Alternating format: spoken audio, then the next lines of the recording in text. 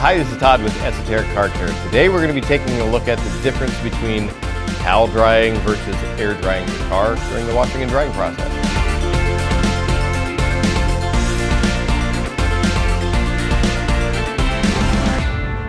Okay, towel drying versus air drying. First of all, let's talk a little bit about just drying your vehicle.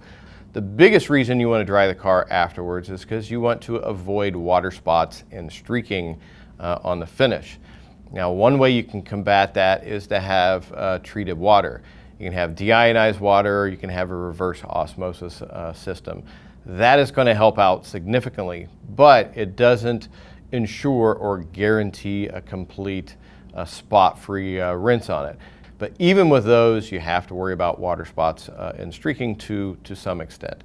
So once you wash your car, you want to get it dried, and you want to do it in such a way that you avoid causing any kind of marring on the surface. The washing and drying is the cornerstone of all things detailing, because if you don't have those two right, it doesn't matter what else you do, because your car is going to be covered with swirls and scratches and things. So we're going to talk about how to get the most out of either or both of these processes and when you might want to use them. Now, towel drying. Obviously, it's easy. You get yourself a couple of very high quality microfiber drying towels. You wash them in between. There's not a whole lot else that you need. But the drawback to it is because you're touching that surface, you are risking even a slight amount of marring. And if you get a little bit heavy-fisted with it and apply too much pressure, your chances of marring the finish goes up considerably. Air drying, you're not touching the surface at all, but it requires a relatively large air compressor or other equipment that you have to purchase. Some people have like a Metrovac that's designed for that, or some people even use a leaf blower, and we'll talk about that a little bit too. So each one has its pluses and minuses. So we're talking about towel drying. Like I said, you want to have a very high quality microfiber towel, and you're simply going to drag that across the surface, no pressure on it, and it should soak up all of that water. And then on the sides, same thing.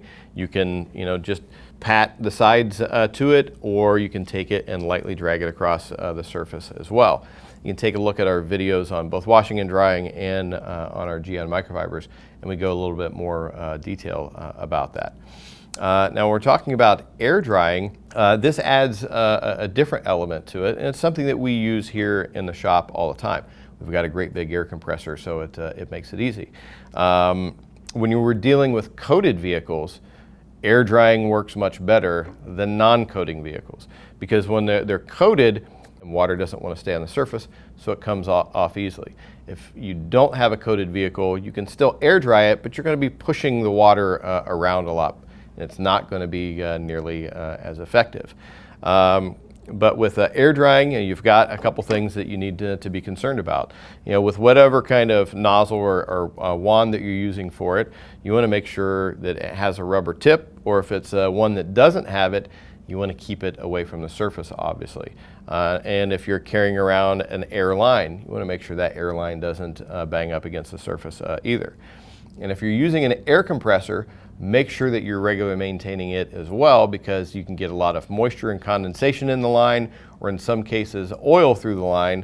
So you start blowing it off, and you're just blowing nasty condensation water out of the air compressor onto the surface, or worst case, you're getting a little bit of oil on there as well. Or some people like to use a leaf blower. You've got a couple different kind of leaf blowers out there. You've got the filtered type, and you've got the non-filtered type. And what you want to be careful of, if you're using a non-filtered type, if it's drawing any kind of dirt or debris into it, chances are it's going to spit it out too onto the surface. You don't want that. So if you want to go that method, make sure that you're using one that's a filtered type, and there your cautions are pretty obvious. You want to keep that big thing away from the side of the car. You don't want to hit it, but it can be very effective. What we like doing here in the shop is doing a combination of towel drying and air drying. Typically go in, use compressed air first, get everything out of the cracks and crevices, by the windows, mirrors, anywhere that water can hide, because the last thing you want to do is wash and dry your vehicle, go for a drive, and then you got streaks all down the side where water was still sitting and it didn't get removed and ended up getting all over the car.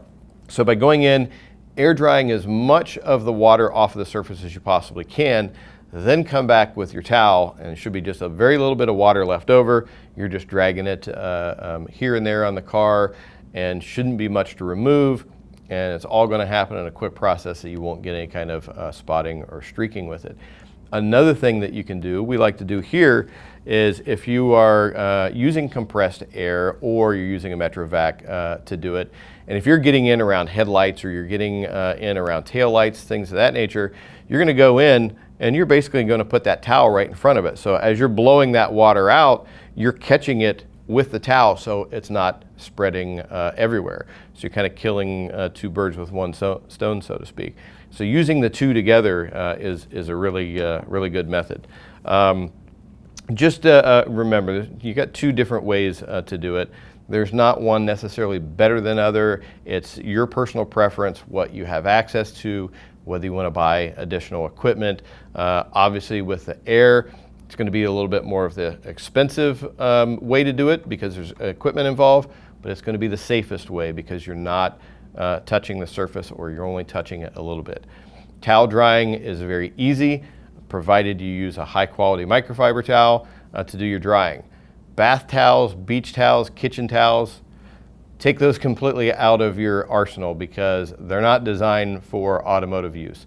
If you want to ruin a car real quick, take a beach towel, rub it up against it, and next thing you know, you're going to be spending a couple $1,000s to have somebody polish all that out. So keep those off of the vehicle, do not touch it. Make sure you're using high quality microfiber towels designed specifically for automotive drying.